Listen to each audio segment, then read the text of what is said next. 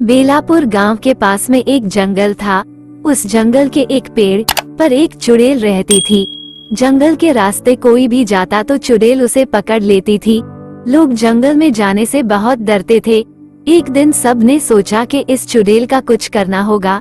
वो सब राजा के पास गए और राजा से बोले, महाराज, हम सब जंगल की चुड़ैल से बहुत परेशान हैं। आप ही हमें बचा सकते हैं। राजा ने उनकी सारी बात सुनी और उन लोगों से बोले, मैं आप सब से वादा करता हूँ कि उस चुड़ैल को जल्द ही खत्म कर दिया जाएगा।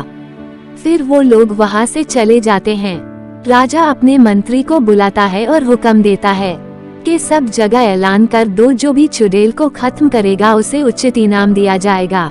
मंत्री गांव में जाकर ऐलान कर देता है कि जो भी चुड़ैल को खत्म करेगा उसको महाराजा इनाम देंगे। वही एक बूढ़ा आदमी सारी बात सुन रहा होता है।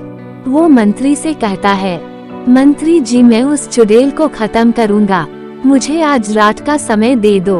बूढ़ा आदमी जंगल की तरफ चल देता है। जंगल में उसे वही चुड़ैल मिलती है।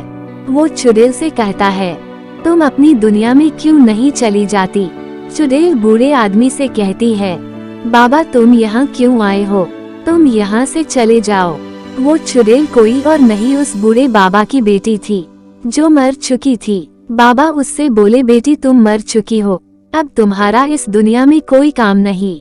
चुड़ैल बोली, नहीं बाबा, जब तक मुझे मारने वालों को सजा नहीं मिलती मैं कहीं नहीं जाऊंगी। बूढ़े बाबा ने अपनी बेटी से कहा, बेटी, मैं बहुत गरीब हूँ, मैं तुम्हें कैसे इंसाफ दिलवा सकता हूँ? चुड़ैल ने कहा, तुम राजा के आदेश से आए हो, राजा से बोलो, पहले मुझे इंसाफ दे। बूढ़ा आदमी राजमहल की तरफ चल पड़ता है।